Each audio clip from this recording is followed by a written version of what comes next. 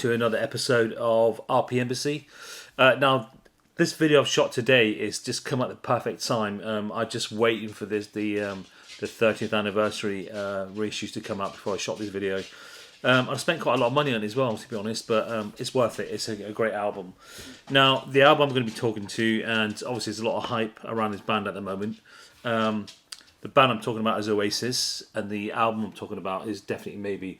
Now, there's another reason. I'm not just talking about this album, but I'm also doing a big section of this on the 30th anniversary release. We all know this album. We know the hype at the moment with all the tickets being released. No one will be able to get any and costing so much money, and so there's a lot of hype about this band at the moment. But I really want to do a video on this album, especially with the 30th anniversary, because I think they've done a really good job with this as well. So I've got an array of them, but I'm quickly talk about the original album, original release, original artwork, and then we'll have a look at the 30th anniversary. So Oasis were formed in 1991. I was quite lucky to have seen them around about 94, 95 at Glastonbury, and I also seen them in Manchester as well. So it's quite cool that I've seen them that early on. Loads of great bands, British bands around in the 90s. A lot of the kind of indie stuff was fantastic, and this is one of the bands that were great. They were formerly known as Rain before they kind of formed in 1991. Definitely Maybe is their debut album, and what a debut album it is. It was released on the 29th of August 1994 on Creation Records. Now, some are going to say this is not the original, this is a reissue, because back then in the 90s there was hardly any vinyl being pressed. It was all on CD, and that's why a lot of the original first releases in the 90s vinyl was so expensive. A lot of people assumed 80s vinyl. No, there were just thousands and millions of them pressed. But in the 90s, it was really short numbers, especially a lot of the early Creation stuff. For instance, My Bloody Valentine album, the original Loveless. I mean, looking at £400 just for that. So you do have the original press of this. Fantastic. I had it on CD because I was travelling a lot of the time, so CD was just a lot to kind of easier to kind of carry around. So as I said, this was released on the 29th of August 1994. Probably a lot of you weren't born then. And this album features Noel Gallagher on lead guitar, backing vocals, and its chief songwriter Liam Gallagher on lead vocals. You've also got Paul Bonehead Arthurs on rhythm guitar, Paul McGuigan on bass guitar, and Tony McCarroll on drums. So that was the original lineup of Oasis. This, considering it was like the debut album on Creation Records, this went through quite a journey before we got to the final copy, because originally it was recorded at Monroe Valley Studio near Rockfield. We're going to talk about that in a second because the reissues have got these tapes. In late 1993, they worked with producer Dave Batchelor, whom Noel Gallagher knew from his time working as a roadie for the Inspiral Carpets. Another great band, another feature video. However, sessions were unsatisfactory, and Batchelor was basically fired. So that was the first kind of attempt at this album. In January 1994, the group began re-recording the album at Sawmill Studio in Cornwall, where Noel produced sessions alongside Mark Coyle. The results weren't deemed... they were still deemed unsatisfactory. They weren't quite happy with them. And again, he was fired. Eventually, they hooked up with producer Owen Morris, who eventually worked on the mix in the album, and obviously re-recording certain bits at Johnny Marr's studio in Manchester. And this is the version that we hear today. Okay. Also, when they were recording this, they kind of, you can imagine, they weren't happy with the first one. Why? Not happy with the second time. So what they did was they decided to replicate their live sound in the studio as a way to record the band without soundproofing between individual instruments, with Noel overdubbing numerous guitar afterwards. And that's why I think this is why this album just seems so kind of energetic, and the tracks have just got, they've got grit.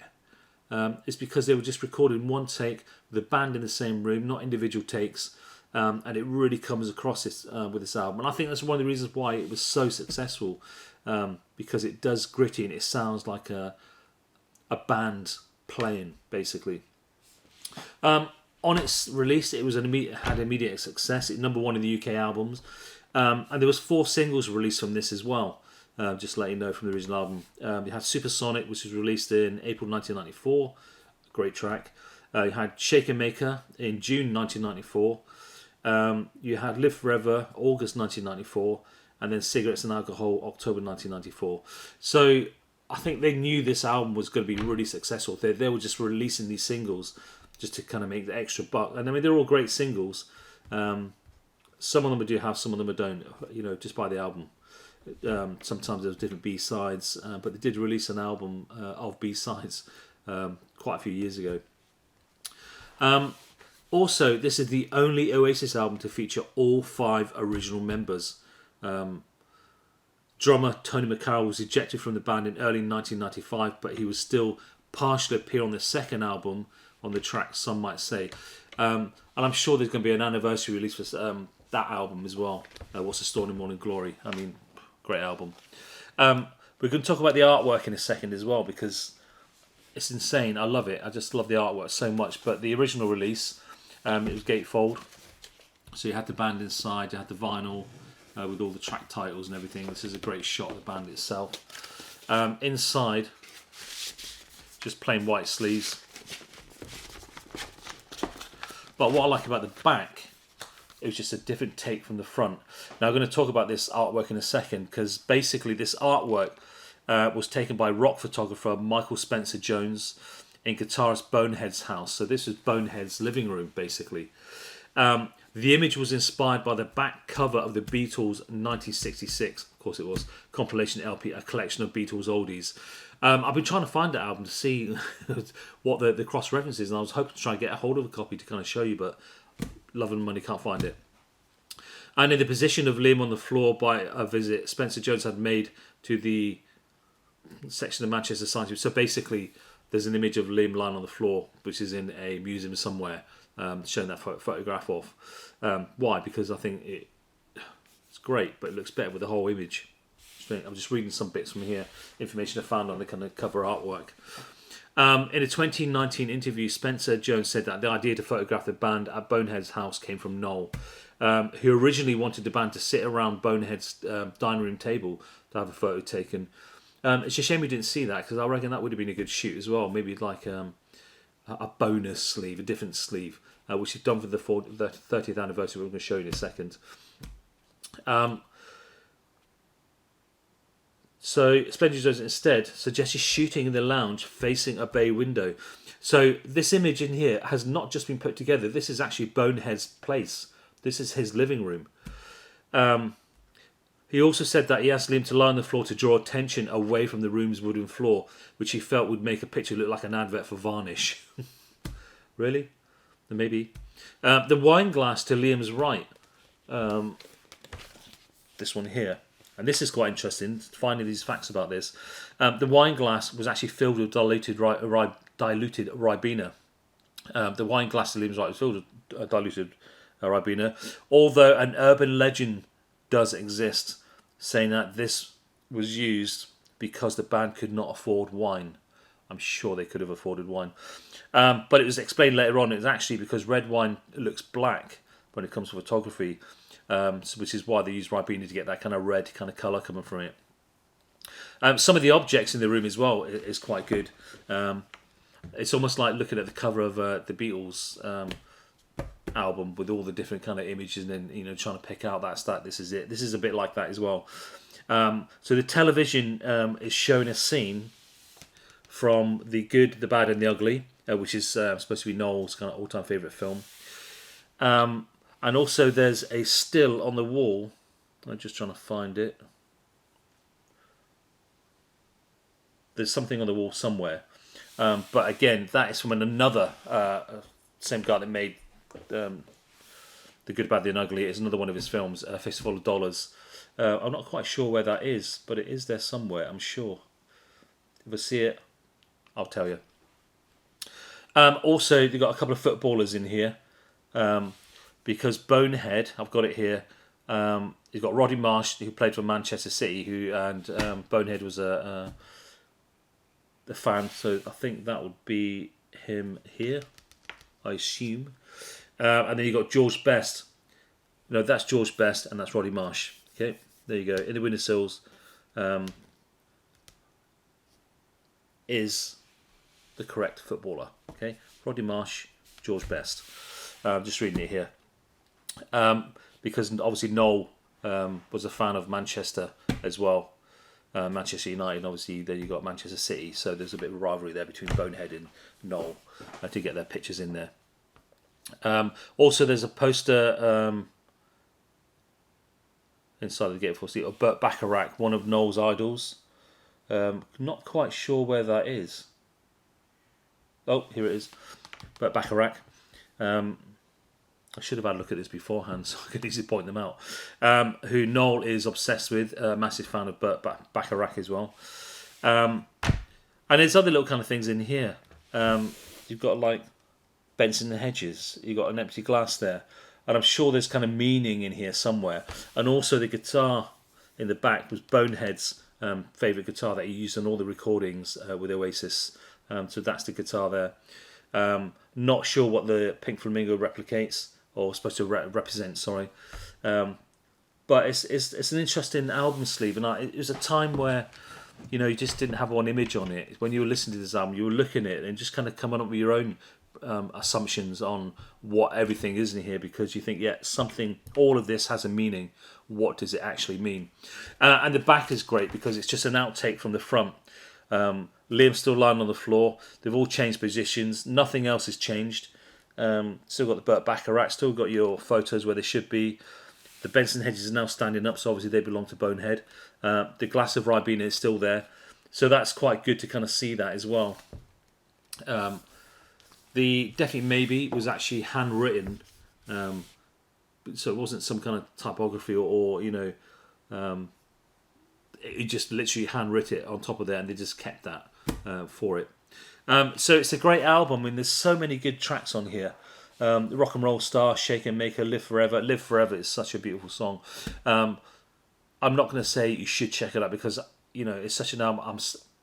Everyone probably knows this song already, but I just love the song very much. Live Forever, Up in the Sky, Columbia, Sad Song, brilliant again.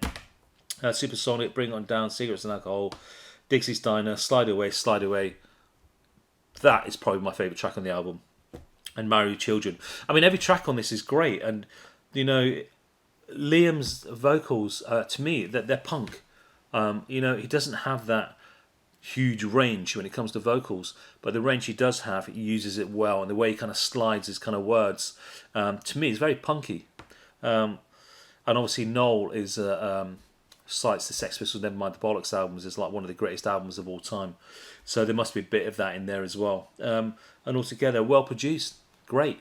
I love the energy from the album as well. So we do know this album very well, Definitely Maybe. Okay, but to coincide with the live dates, they've just released the 30th anniversary editions of the album. I mean, I can't believe that's 30 years already. There's quite a few editions of it. It costs me a bit of money, and there's more. For instance, you've got the coloured vinyls, you've got the 4 LP box set, you've got other colour vinyls, you've got tapes, everything. So you've got the limited edition Deluxe 2 CD as well, but the limited edition Deluxe 4 LP, which I'm going to show you first. It includes a 2014 remastered album, plus the previously unreleased and discarded original recording sessions from Mono Valley, along with the outtakes from Sawmill Studio, plus a demo of Sad Song featuring Liam's vocals. And all recently mixed for this release by Noel Gallagher and Callum Marino. Really good. And I'm really glad we're getting to kind of hear those lost recordings, and I'm sure they've appeared somewhere over the years, if you're kind of an avid Oasis fan. So it's really good to kind of have the whole lot on one album. But this time what they've done with the sleeve is exactly the same, but there's no band members in it. And I'm really glad they did that, because yes, it would have been quite nice with the original sleeve, but the fact that there's something different about this makes it really, really collectible. And they've really kind of delved into the archives with this. I'm going to show you the inner sleeves as well. They've got a little on the back. They've got like a little story on the making of this album, what this album represents. And so it's quite nice to read that. And then you've got the track listing of what's in here. So this is the 4 LP version. So the first one and the second one is just the album remastered. But then you've got the Mono Valley versions on side 5 and side 6. So the songs that we know, but the versions that we've never heard, that were discarded. And then you've got the outtakes from the Sawmills outtakes, again, which was discarded.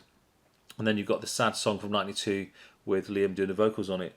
So and this is the slipcase for it. You can see the slipcase. I'm going to show you everything that's inside. So you've got the inner sleeve, which is great. So I assume this would be the studio that they would have recorded this album in. There's the doors on the back, and then you've got all the credits for the different recordings, which is quite good. And a couple of kind of words from some of the producers that have kind of worked with them as well. So really well thought out, really put together. And then inside the 4 LPs, I'm going to show you both sides because obviously this is kind of memorabilia from Oasis. Okay, so you've got, and they explain exactly what it is. You've got the tambourine. So it goes, purchased in Manchester in '94, appears on the cover of Supersonic, has played on every Oasis track ever. So that's been played on every Oasis track, and it is really dented. The back of this one here, you've got a couple of stacks, the guitar. This is the sound of Definitely Maybe. Perfect. The vinyl on the inside, just black vinyl with the labels. The next one, you've got a ticket.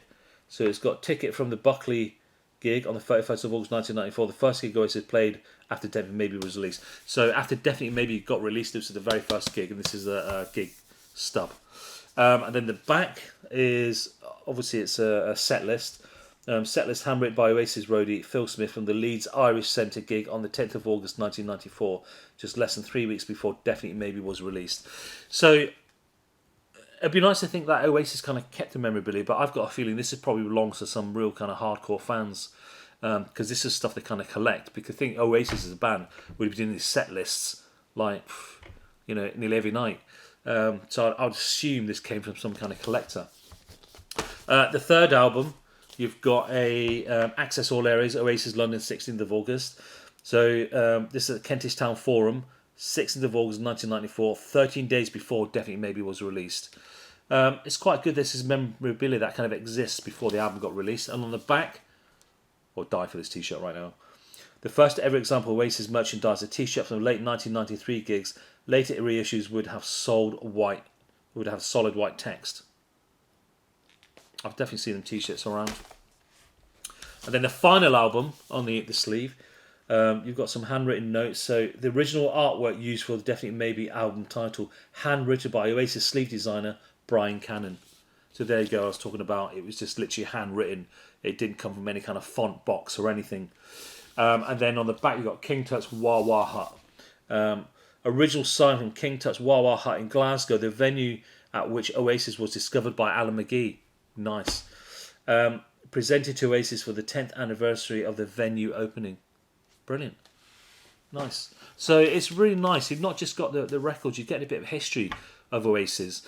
You've also got the hype sticker for the front of that. So you've got limited edition deluxe 30th anniversary 4 LP, including unreleased original Mono Valley versions and Sawmill Studio outtakes. I always keep the hype stickers. So that's a 4 LP set. I think it cost me something like £65, which is not bad. Because I have bought other box sets and it's cost me a lot more. So I'm really impressed with that. Now, one of the other versions I've got of the 30th anniversary limited edition is I've got the limited, this is the hype sticker from it and I'll show you in a second. Limited edition 30th anniversary Dixie's Diner inspired strawberries and cream coloured 2 LP. As soon as I seen that I thought I've got to have this. I bought it from HMV and it wasn't actually too bad. It was only like £30 or something like that, which is pretty good. So the back of it is exactly the same as the 4 LP. So you've got some text about the album. You've got the track title. The track titles are exactly the same on here. This is just the remastered version. The front cover, just like 30th anniversary, exactly the same as the original, but without the band members. I like that. And then it's gatefold as well. So on the gatefold, just like on the 4 LP set, on the back, on the inner kind of cardboard sleeve, you've got, I assume this is the studio that they would have recorded in. And then you've got some text about what's going on here. But it's the inside that I'm more interested about,